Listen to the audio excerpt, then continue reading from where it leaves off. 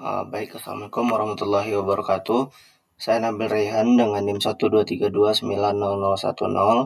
Kali ini akan sedikit menjelaskan terkait tugas 4 dinamika atmosfer atas, uh, tentang dinamika stratosfer dan distribusi ozon.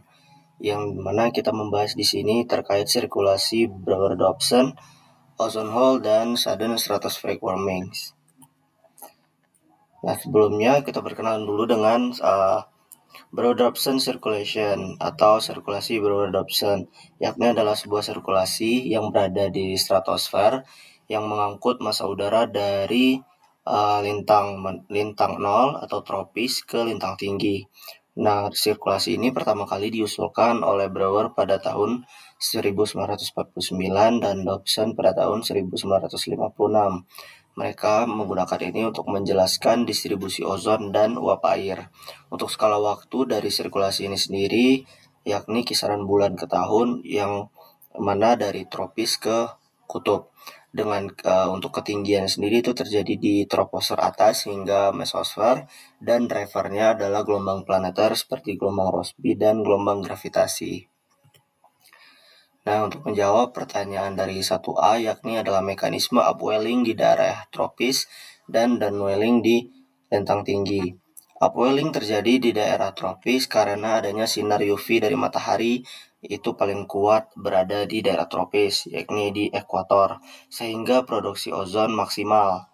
Nah, udara tropis itu memiliki suhu yang tinggi. Ketidakstabilannya konvektif mendorong terjadinya upwelling. Nah, upwelling atau udara yang naik ini dari troposfer menembus ke tropopause hingga ke stratosfer bawah. Udara dari troposfer bawah dengan sedikit ozon itu lama-kelamaan akan terakumulasi di stratosfer tropis.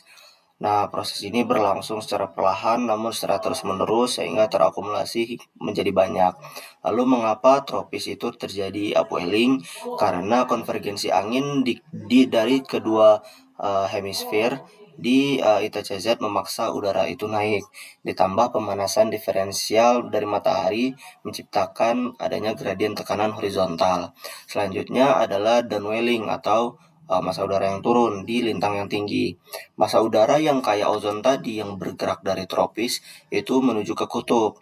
Pada lintang tinggi sekitar 60 hingga 90 derajat, udara itu turun atau downwelling atau kita sebut juga sebagai subsiden di stratosfer bawah. Pendinginan adiabatik terjadi saat massa udara tenggelam, lalu ozon itu akan terakumulasi di stratosfer lintang tinggi. Kolom ozonnya akan maksimum, lebih kuat di belahan bumi utara karena topografinya lebih beragam. Lalu mengapa di kutub itu terjadi downwelling? Karena wave driven pump atau gelombang atmosfer itu menyedot udara dari atas tropis dan mendorong downwelling di lintang tinggi sebagai respon dari dinamika atmosfernya.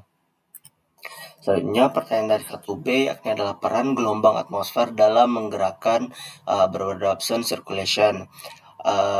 Ada 3 peran gelombang atmosfer. Yang pertama adanya gelombang Rossby, yakni adalah planetary waves. Itu skalanya yang besar dengan periode panjang, dipicu oleh topografi seperti pegunungan dan kontras antara daratan dan lautan. Nah, gelombang ini merambat ke atas dari troposfer ke stratosfer. Lalu gelombang ini paling dominan terjadi di Northern Hemisphere atau belahan bumi utara. Deposisi momentum dari gelombang Rossby ini saat terjadinya wave breaking itu mendorong terjadinya Broward-Dobson circulation.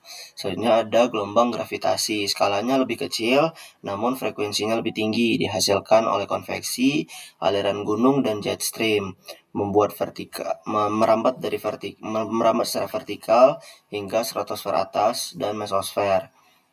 Lalu yang ketiga ada gelombang Kelvin dan mix Rossby gravity. Ini spesifik terjadi di daerah tropis atau ekuatorial. Ini terdapat juga di sirkulasi QBO, quasi biennial oscillation, mempengaruhi bagaimana lebar dari tropical pipe, mengatur exchange antara tropis dan ekstratropis pada massa udara, dan penting dalam variabilitas Broward-Dobson circulation itu sendiri. Selanjutnya Alien Palm Flux dan teori dari wave breaking. Nah, apa itu Alien Palm Flux? Ini adalah sebuah indeks untuk mengukur propagasi dan disipasi gelombang di atmosfer. Ketika gelombang Rossby merambat ke atas dan breaking wave terjadi di stratosfer, mereka mendeposisikan momentum zonal yang berlawanan dengan aliran main flow-nya. Nah, ini menciptakan sebuah pompa atau wave driven pump yang mengangkat udara di tropis, upwelling tadi, dan menekan udara di lintang tinggi, downwelling yang sebelumnya sudah dibahas. Tanpa gelombang ini, broad-option circulation tidak akan terjadi.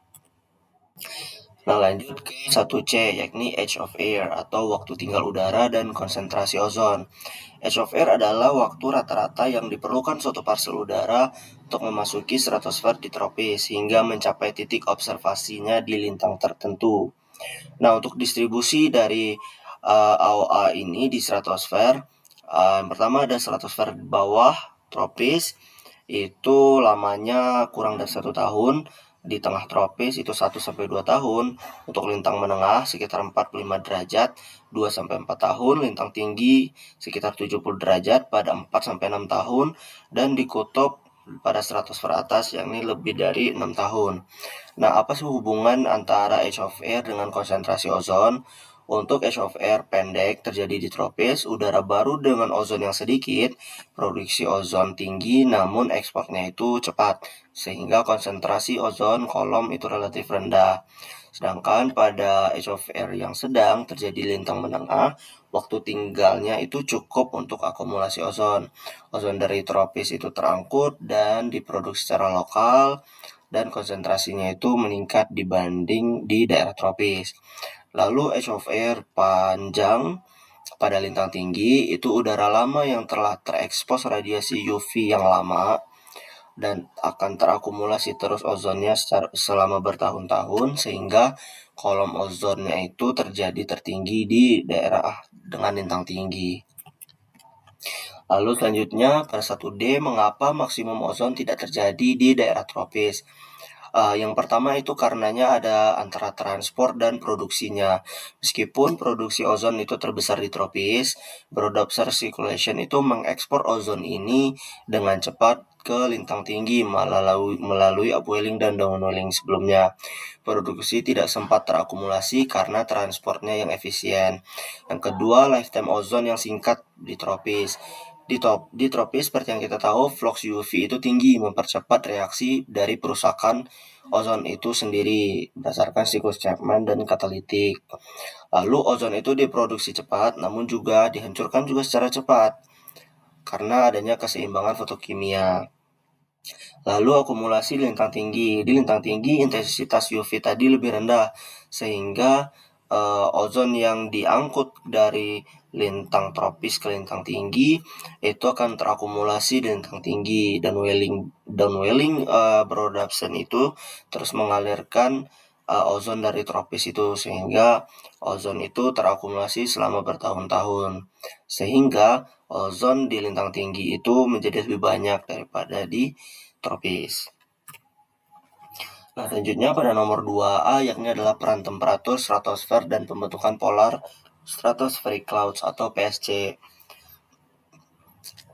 Nah, sini ada tabel perbandingan. Yang pertama ada suhu musim dingin, yakni adalah stratosfer bawah di Antartika itu berada di minus 85 hingga minus 90 derajat Celcius. Dan di Arktik itu minus 75 hingga minus 80 derajat Celcius, lebih hangat daripada Antartika. Nah, untuk durasi di bawah ambang PSC itu sendiri yakni adalah ambang batasnya adalah minus 78 derajat Celcius. Di Antartika itu berdurasi 5-6 bulan. Dan untuk Arktik itu 1-2 bulan saja.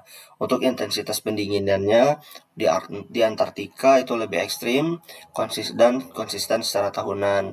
Di Arktik itu lebih bervariasi bergantung pada SSW atau Sudden Stratospheric Warming. Untuk pembentukan PSC sendiri di Antartika itu sangat masif dan meluas pada bulan Juni hingga Oktober.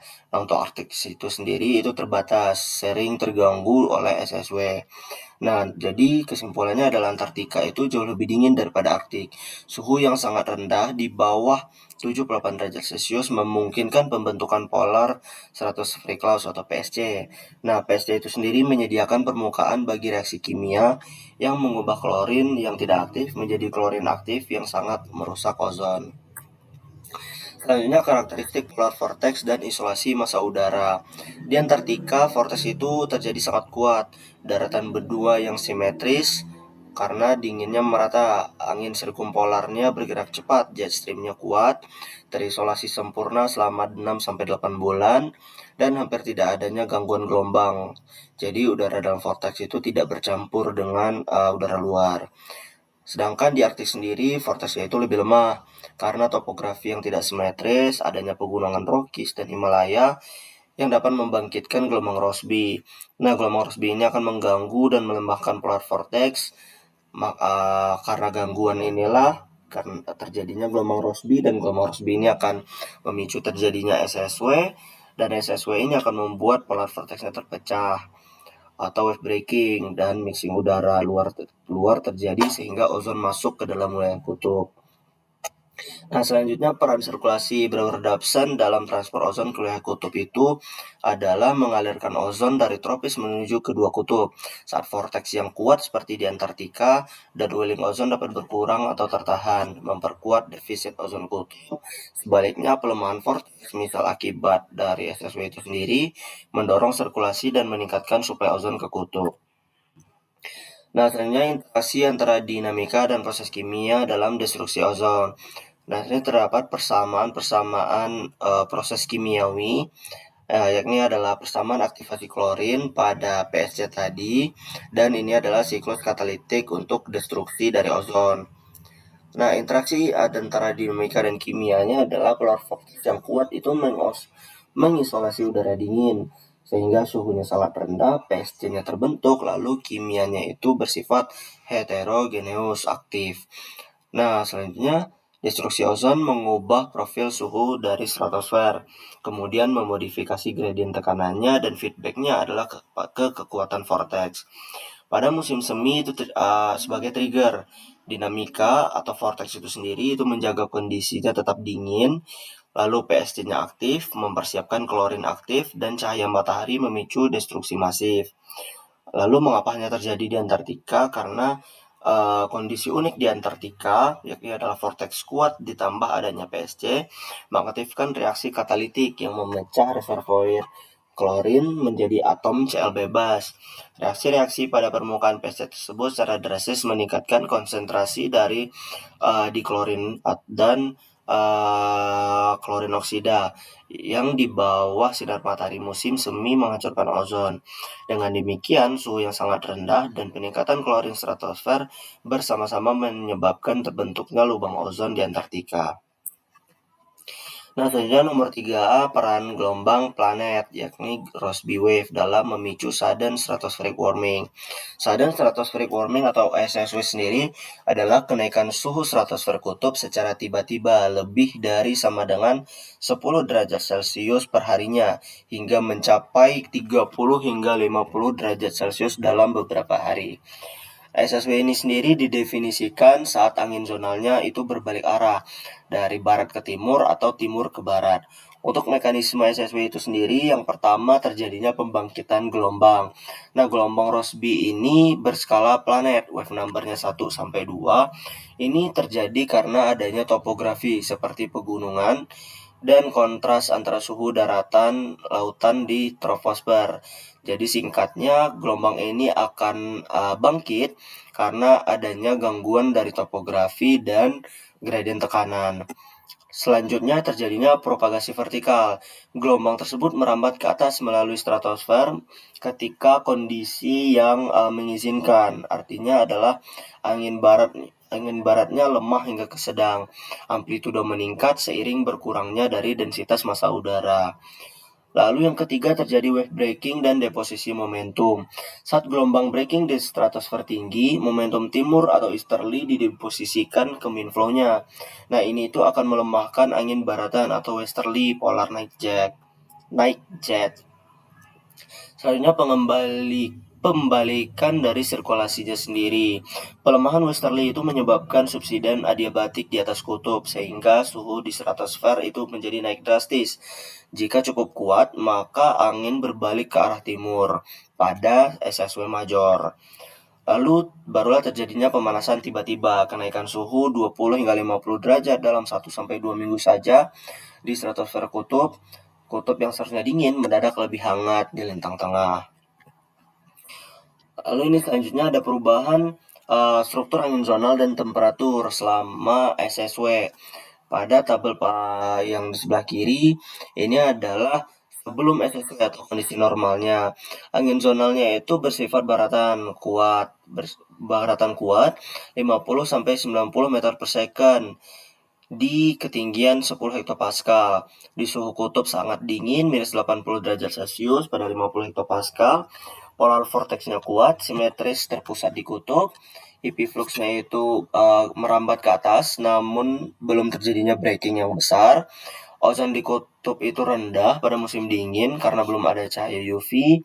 Dan untuk peredaran circulationnya sendiri, normal di kutub, berjalan secara reguler atau normal.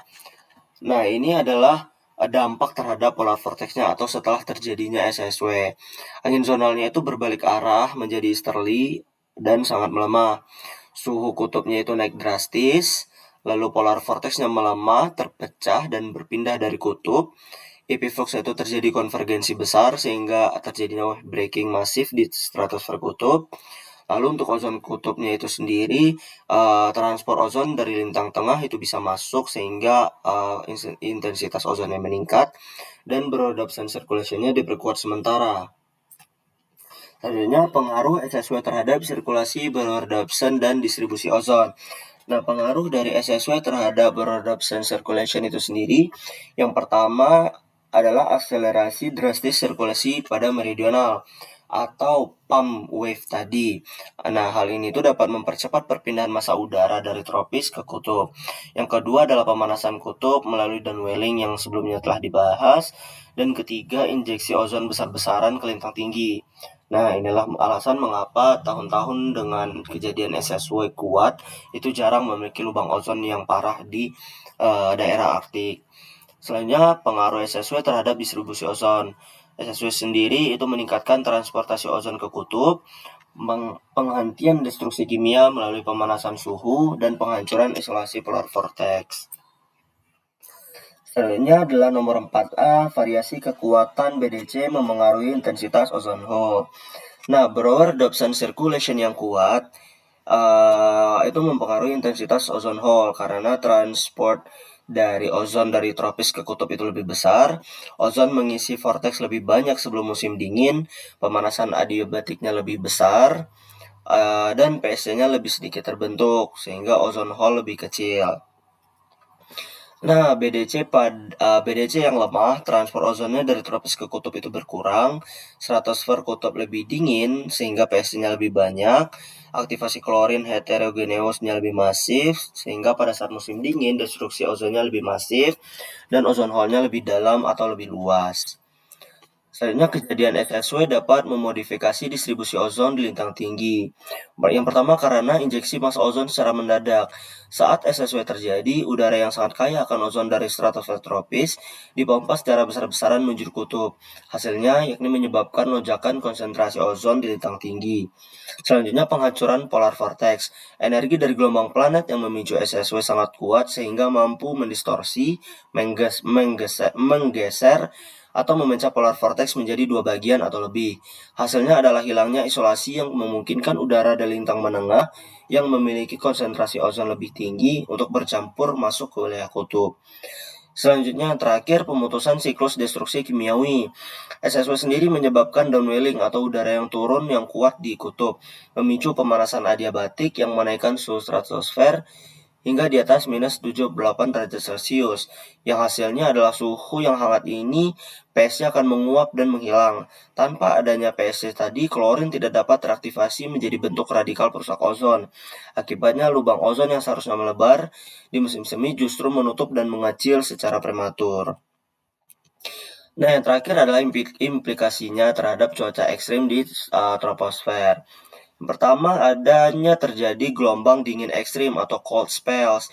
SSW ini melemahkan polar vortex, sehingga vortex tadi pecah, udara kutub yang sangat dingin terdorong ke lintang menengah. Contohnya pada SSW Januari 2021, gelombang dingin Texas di Februari 2021, yakni mencapai minus 22 derajat Celcius. Mekanismenya itu sendiri downward propagation of northern annular mode atau indeks dari kekuatan polar vortex anomalinya ke troposfer. Jet stream melemah dan berkelok. Lalu berdampak juga pada monsun dan presipitasi. SSW di Northern Hemisphere pada musim dingin mempengaruhi monsun Asia Selatan musim panas berikutnya. Redistribusi ozon mengubah profil pemanasan radiasi sehingga memodifikasi pola konveksi. Ozone depletion di Southern Hemisphere menyebabkan terjadinya pergeseran rainfall belt di belahan bumi selatan, kekeringan di Australia Selatan, dan perubahan presipitasi di Afrika Selatan dikaitkan dengan ozon. Selanjutnya pergeseran jet stream dan pola blokir. Ozone depletion di Southern Hemisphere menyebabkan pendinginan stratosfer di kutub sehingga memperkuat westerly jet. Jet stream bergeser ke selatan sehingga di perubahan pola hujan di lintang menengah. Di Northern Hemisphere pasca terjadinya SSW, jet streamnya itu melemah, lalu berkelok, dan pola blokir atmosfer itu lebih sering. Blokir atmosfer itu adalah cuaca ekstrim yang menyebabkan cuaca ekstrim persisten seperti kekeringan dan banjir yang berkepanjangan. Selanjutnya adanya gelombang panas dan cuaca ekstrim panas. Nah, mungkin ini adalah daftar pustaka atau referensi yang saya gunakan. Cukup sekian, terima kasih. Sekian dari presentasi saya. Assalamualaikum warahmatullahi wabarakatuh.